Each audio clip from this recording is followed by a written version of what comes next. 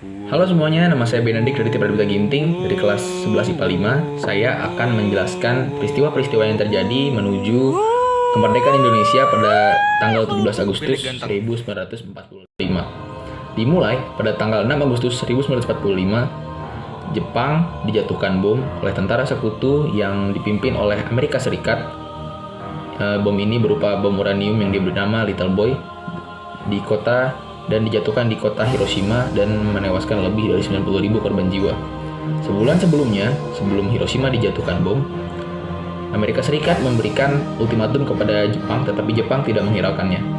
Setelah Hiroshima dijatuhkan bom, Presiden Amerika pada saat itu, Harry Truman, dia memberikan ultimatum kepada Jepang untuk meminta Jepang menyerah dalam 16 jam. Atau Jepang akan melihat reruntuhan yang belum pernah ada di muka bumi. Keesokan harinya, 7 Agustus 1945, PPKI dibentuk, lalu BPUPKI dibubarkan. PPKI menggantikan BPUPKI sebagai lembaga yang membantu Indonesia menyiapkan hal-hal yang diperlukan untuk kemerdekaannya. Pada tanggal 9 Agustus, kota Nagasaki dijatuhkan bom. Kali ini berupa bom plutonium yang diberi nama Fat Man dan menewaskan lebih dari 30.000 korban jiwa. Setengah dari korban jiwa di dua kota tersebut, di Hiroshima dan Nagasaki, tewas pada hari yang pertama, dan sisanya tewas karena kurang gizi, tewas karena radiasi, karena cacat, dan hal-hal yang lainnya yang disebabkan oleh meledaknya bom. Lalu pada tanggal 9 Agustus juga, Jenderal Terauchi mengundang Soekarno, Muhammad Hatta, dan Rajiman untuk datang ke Vietnam dan berunding di sana.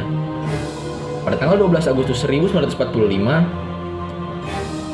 mereka pun bertemu, Soekarno, Muhammad Hatta, Rajiman, dan Jenderal Terauchi, dan menghasilkan poin bahwa Jepang akan menyerahkan kemerdekaan Indonesia yang paling lambat akan dilakukan di 24 Agustus 1945 dan dilakukan secara berangsur-angsur, dimulai dari Jawa dan ke kota-kota selanjutnya.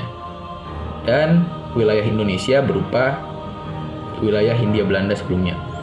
Lalu pada tanggal 14 Agustus 1945, tiga orang ini, Soekarno, Muhammad Hatta, dan Rajiman, sampai kembali di Indonesia.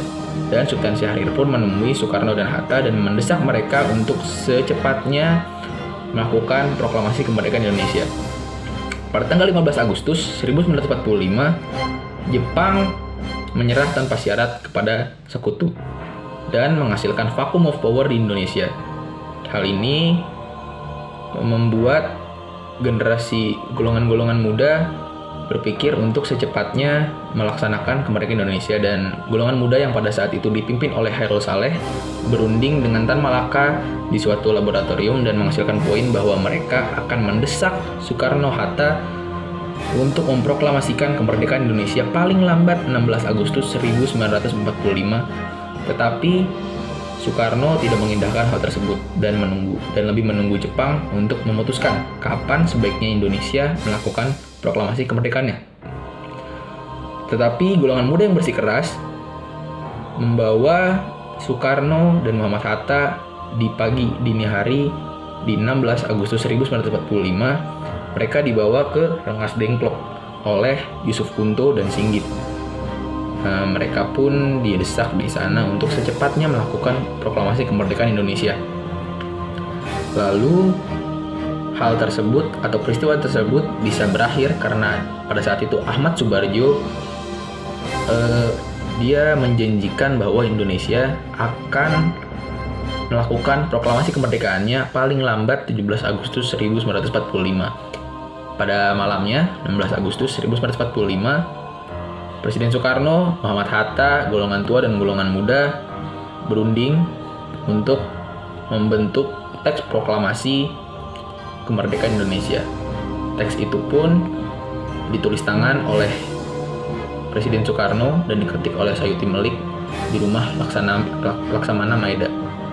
Dan pada tanggal 17 Agustus 1945, Soekarno berpikir untuk meminta semua orang yang hadir di rumah di Jalan Pegangsaan Timur nomor 56 Jakarta untuk menandatangani teks proklamasi.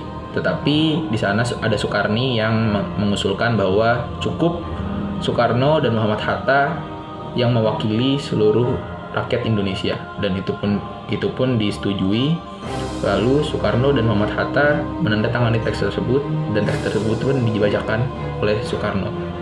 Lalu keesokan harinya 18 Agustus 1945, Undang-Undang Dasar 1945 disahkan dan dibentuk oleh PPKI sebagai dasar konstitusional negara Indonesia.